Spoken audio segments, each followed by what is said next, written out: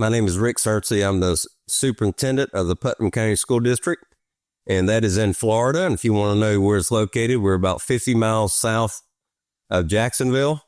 Our district is considered a small rural district in Florida. We have 10,000 students, approximately about 1,500 employees, and we're in somewhat of a low socioeconomic area, which presents some challenges, and we'll talk about that some more. So, Laura? I'm Laura France. I'm the Assistant Superintendent for Curriculum and Instruction in Putnam. This is my 32nd year here. So Rick and I have been in this community for practically the lifetime. So we have a nice historical vision of what has been the practice and what has had to change.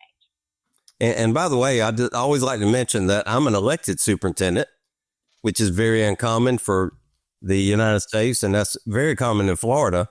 But I have to run for election every 4 years on the presidential cycle, and I'm in my third term now. So, and by the way, numbers of years, I'm in my 48th year of education, and I'm currently in my 9th year as superintendent. So, Laura and I both have worked together a number of times.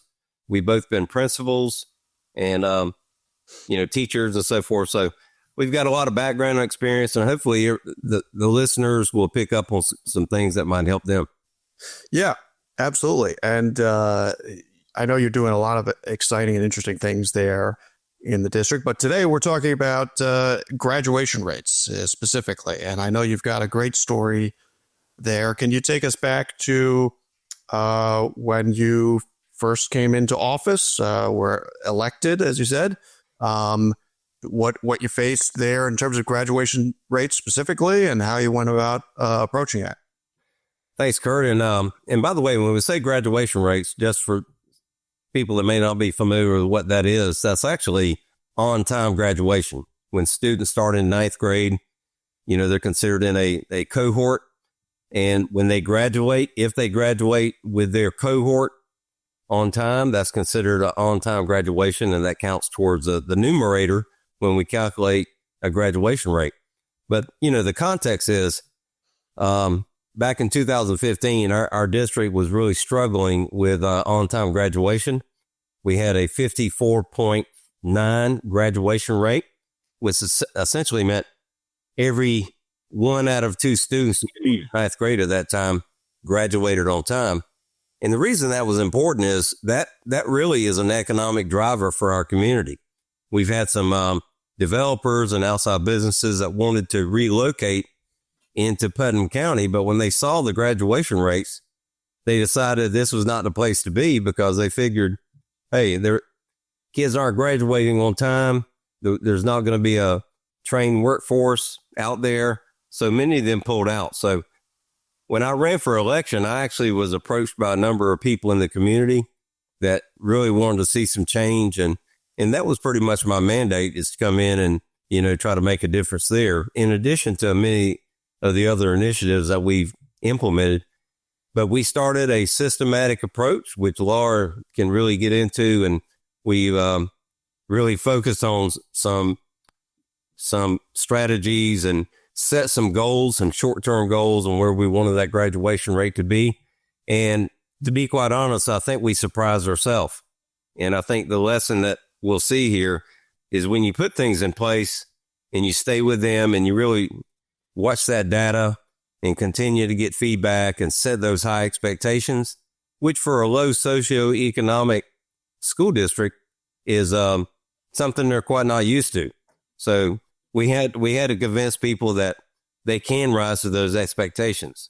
So I think you're going to hear the story of someone, a district that probably should not be where we are now, but we put some really systematic approaches in to what we're doing, and you're going to see it really turned out to be a success story. But, to sustain that and keep it going is what our challenge is now. So, Laura, if you would, just kind of talk about the systematic approach we took and the entire initiative. So one of the things that we were able to do is we, as a poor performing district at that time, we were able to leverage some grant dollars and create a graduation plan, and we hired a couple of graduation coaches to help us start tracking those students, trying to take that opportunity to create a system that the schools didn't have to do it by themselves. We had staff that helped create that system and did a lot of tracking with our students and trying to figure out what is the reason that kids are not graduating on time.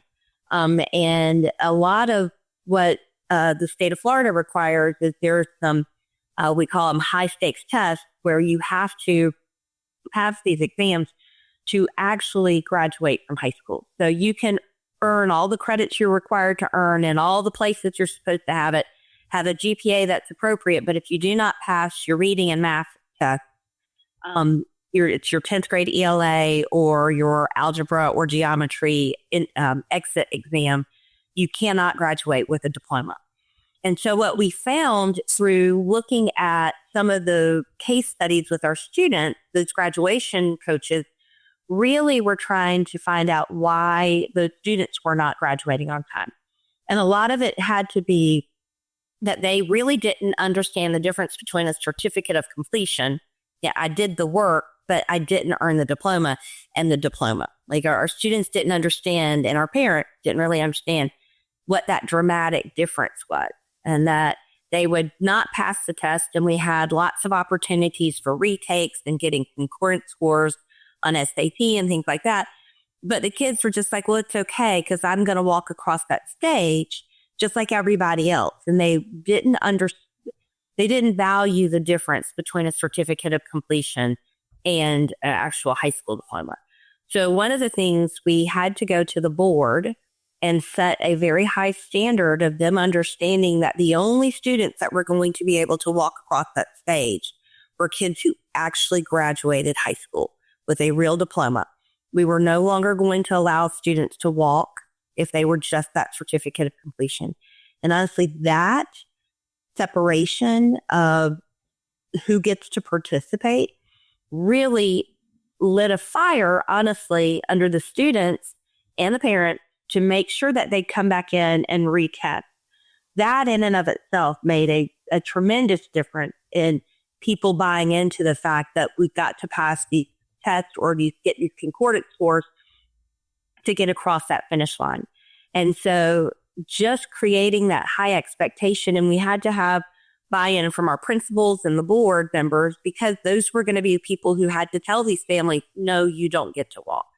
And, no, you got to go back and take another test. And we even said, if you come in and you take the test in the summer, we'll let you walk the next year. But you have to do what has to be done to get the actual concordant score to get across that line.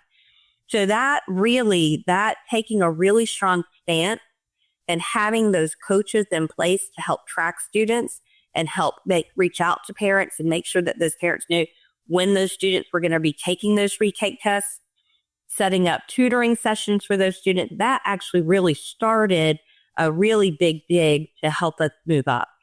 And so we started that when Rick came into office, and a lot of those behaviors that people just didn't understand the difference, that started to change. And that gave us a pretty big boost. And we have a strategic plan, and we had a graduation plan, and we were gaining, we knew that we would be able to hit this like 90-degree mark, this 90% graduation mark down the line. But our businesses they kind of were like, no, that's too far. We need it in 5 years. Like our businesses were really adamant that we want it faster. And because we had made such a really big jump at that first year, that they felt like we could do it. And so we continued a couple years with that grant and those graduation coaches, then helping the schools create tracking systems for our students. And then as our schools were able to take on that system of work, we were able to do away with the coaches at the district level because the grant was going away, but also those systems had been built and the schools could take those on. And so we've done a lot of work since then about tracking our students. And the graduation rate, because it is so important to our community, is one of those great success stories. But with that success, it's things that are amazing is our graduation rate for overall has improved drastically. But 2 years ago, every one of our subgroups were above the state average for graduation rate. So we weren't just working on one subgroup of students to get them across the line. We impacted every subgroup, and all of our subgroups were above the graduation rate, the state average graduation rate 2 years ago. And so that talks about we're really that accountability for all of our students and making sure that we're all getting them to be successful. So there are things that we do that are that keep that pulse. The principals have a system in place now, and they have people at their school that help track that. But we have data conversations where we're constantly bringing the principals back in every 9 weeks and tracking those cohorts of students and thinking of, okay, who didn't pass their 10th grade ELA test? Who's coming in for that retake? What are we doing in our intensive reading class to make sure that those students are going to pass? We do that for math. So we do a lot of tracking now built into data systems where we have the principals come in every 9 weeks. And so now we're tracking down to like the 10th grade level, like who was not passing their 9th grade exam. So we know that they need to be really being worked on so that 10th grade exam is better. So we have created systems that help us track all the students now. And now it's not so hard. You don't have principals coming in talking about the senior class and 40% of them are still off track, and we're really trying to work on those kids to get them on track to graduate. It's more down to like we're on 20% of those kids that we've got to make sure maintain the GPA, that they make sure that they pack those finals classes, and that we got to make sure that they sit for the concordant score for the SAT or the ACT for that English exam. So it really now we're tracking our kids, and our principals are seeing so much more success when that 12th grade group comes in. Laura, can I add one thing? This is actually a K12 approach too. I mean, we don't just start when they get to 9th grade. We actually go back, and there's some transitions that we really look hard at. Kindergarten readiness. We look at 3rd grade ELA scores. Make sure 3rd grade is really a pivotal year, really sets a trajectory. And we look at 6th grade. Now we have a K6, 7, 12 grade configuration. So by the time they're in 6th grade and they're transitioning to 7th grade, we really need to make sure they're on track there. So just want to add, there's some early warning signs, if you will, that we look at going all the way back to when they start school. Mm-hmm. Yeah, really interesting. So you had sounds like one thing is just communication about the misunderstandings about the certificate of completion versus graduation, being clear with parents and students as well about that, right? But then you're talking about the importance of data and getting real data-driven insights into where students are, and then intervening as early as possible when students in trouble, right? Yes. Yeah. Great. And like Laura said, our principals and their staff have really become our graduation coaches now. I mean, they are as versed in all the things they need than our graduation coaches were. And the other thing too, there's a lot of low hanging fruit that we had to kind of pick that was out there that really keeping track of that data. For example, when a student withdraws from a school of ours and goes to another school in another district, we have to ensure that they have enrolled and are still in a school system, because if they don't, they're going to count against us as, right, not being enrolled or not being in that cohort. So there's a lot of data collection, data analysis that is really secondhand now, or, second nature is what I meant. That we really keep track of. So I would suggest to a lot of the people listening out there, really make sure you have those systematic approaches in as far as just tracking your data, because that can gain you a lot of points right off the bat. Mm-hmm. Laura, what else am I missing? No, that's great. I also think about making sure everybody knows why it's so important, why the data clerk knows that it's really important to use the right withdrawal code for our people who we have a virtual school. And when we have families who are frustrated when they're coming in, trying to make sure that they understand the importance of continuing it. Don't leave before semester's over. Stick it out for that semester so we can post those grades, and then we can help you do the next transition. It really is trying to educate not only all of us at the school system of how important each piece of that is, but educating parents too. When you get frustrated, wait, can we help you see that there's a great time for a transition that makes it so much easier for you, your student, and for the school system to help you. And so really trying to be really strategic about every move we make with our students. You know, Kurt, another thing I want to add, and this is kind of on the another topic altogether, but in the last 9 years, we've really focused on trying to provide some really relevant coursework for our students.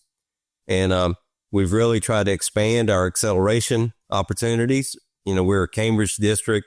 We really try to provide that access through Cambridge, through dual enrollment and that type of thing. But more importantly, for a lot of the students that probably did not see school as being relevant, we provided a very robust STEM program, and we provided a lot of our career and technical education courses. We have three comprehensive high schools and a magnet high school. In our three comprehensive high schools, we have a building construction program, and we have welding and automotive, and we have STEM with robotics, aeronautics, which is getting to be a popular one. So my point is, we're making graduation relevant. We give them a target. We give them a reason for being in school. And again, I want to add, and Laura, could you just speak to the portrait of a graduate, which I think is really important too. When kids walk across that stage, we want them to have those competencies. So could you elaborate on that a little bit? Sure. So we did, as part of, I think it was Avid work, that we did a portrait of a graduate where it's the fearless learner, resilient individual, collaborative. There's like 5 different competencies that we really want, kind of those soft skills that you want kids to have, because it really isn't just about graduation rate is important. I mean, it is. Getting them across that line is important. But who are we putting across that line, and what are they going to do next is the biggest concern now. Now that we get so many people across the line, now we're getting to work on the skills that we need you to go into the workforce with or into college with. And so we've been working, we brought some kids in. We kind of developed the portrait of a graduate with really, truly all adults getting information into that to develop those competencies and what we felt was important. Then after we did that, we brought kids in and said, okay, so what would you think is important to demonstrate some of these qualities? And it's cute to get some of their feedback, because like really some of the things that they feel like every kid should be able to do in Florida is swim. Like that's one of the things that they think is really important. And so we took some of the pieces that they felt that they should have to demonstrate those and put those into like a checklist for a graduate. And so, it's a fun thing.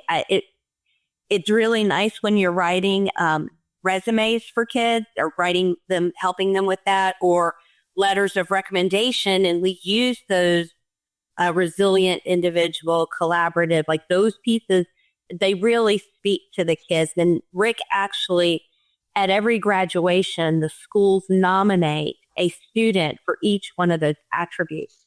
And the students don't know it. And during his commencement address, he has like we want to recognize this student for being a resilient learner, and give a little sentence or two about them.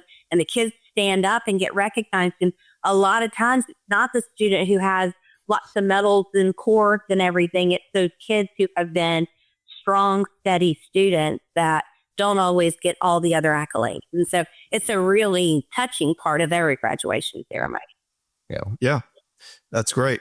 A theme that sticks out to me is basically engagement. And a lot of things that you're talking about, engaging both with families and communication there, but also engaging with the students in your programming and making things relevant and linking that all back to graduation and the importance of that, staying in school and staying engaged. It seems like you can't assume that families and kids are going to run on autopilot and everyone prioritizes graduation in the same way, maybe. That you have to be very engaged with students and families. Well, speaking of that, another little celebration we created about that same time is an initiative we call Product of Putnam.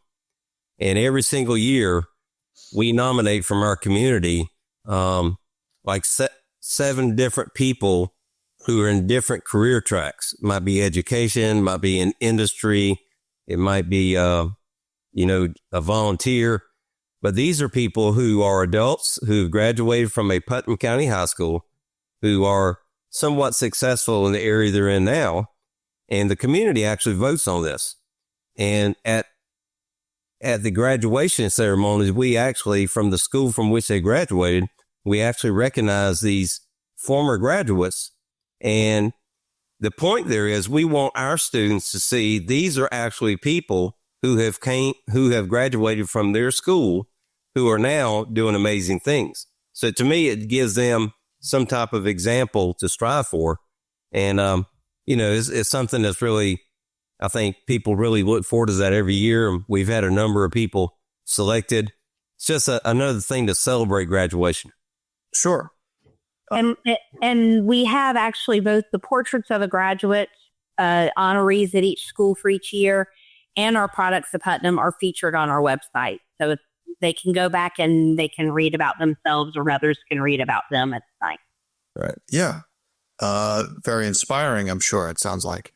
How about, so what have some of the results been? You talked about facing this 54.9% grad rate and the pressure from the community to improve that very quickly.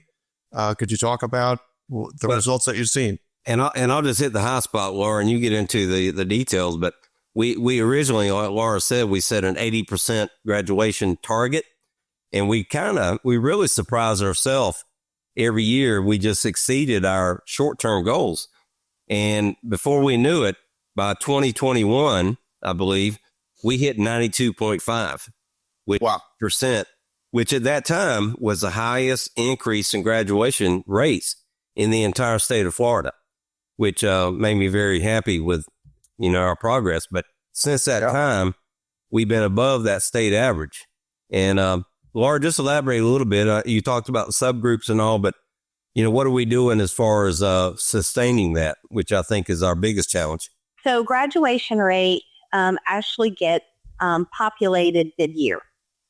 So it takes we graduate, and then actually the rates don't get shared with everybody until like December. And part of that is you've got to make sure that, you've got to track your kids who are in the juvenile justice system. Those kids count to your graduation rate. So you have to track all of these students that were in those cohorts. So it takes until December for them to actually. And that's the December after the graduation ceremony, right? So this last year, our graduation rate was right at like 91, 92%. We've been able to stay above the state average for the last 4 years.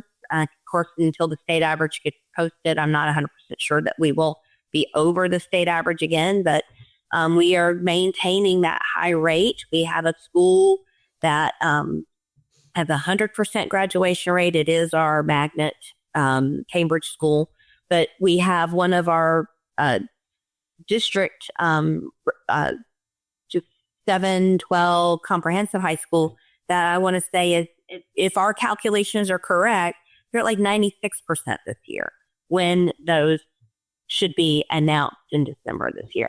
So we've got schools that are doing an amazing job making sure our students get across that finish line. And a lot of times, really what we're working on now is getting across the finish line with those characters of a successful citizen in the future, but also industry credentials that will get them a job, or scores that will get them into college, or even a head start at college with that dual enrollment coursework done, or your ACE diploma. And so really, we're really trying to help what really happens after us. That's really now the key is helping kids make that transition out into the workforce, into the military, into college, those things. I want to add too that I mentioned early on about the impact on the larger community economically, that we were struggling economically. One reason was our graduation rate. People did not want to move here because of that. And our current situation right now in our county, we are about to experience an explosion in our economy and population growth. And there's many factors that have to do with that. You know, the property values and some of the other things in place that makes it favorable for businesses to come here. But to me, the graduation rate improvement has been a driver, has been a real motivator for people to move here.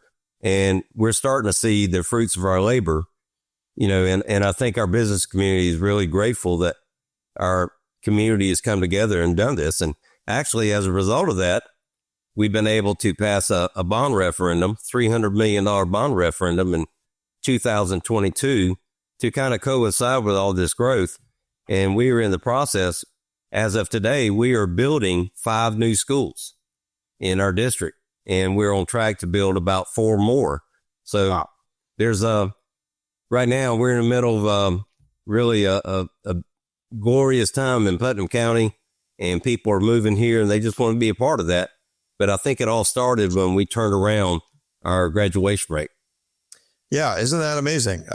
You know, to think about the reverberating impacts that has across a community, and yeah, just how much is impacted by that kind of work that you do. It's pretty amazing. Well, you know, one thing too, and I say this not to brag, but back in 2023, I was selected as the Florida Superintendent of the Year for the state of Florida. And I say that not for any glamour or anything. I say that because that's a credit to all of our employees who came together and really did some amazing work. And as a matter of fact, we also honored some other people. We had the state principal of the year in 2020 who turned around a traditionally failing elementary school. And we recently had, I believe it's 2024, we had the assistant principal of the year for the state of Florida.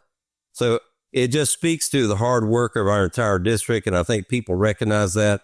And we do it. We share the accolades because it does take an entire district to make this happen. So I'm just very pleased with that.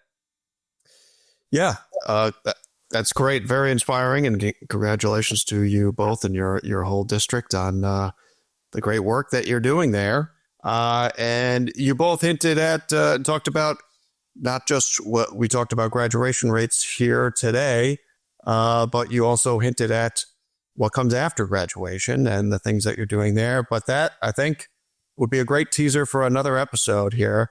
So we'll have to get into that. College and career readiness. I know you're doing a lot of really exciting things there. So look forward to having another opportunity to talk to you. That would be awesome. So thank you both, Rick and Laura, for being with us today. Really appreciate it.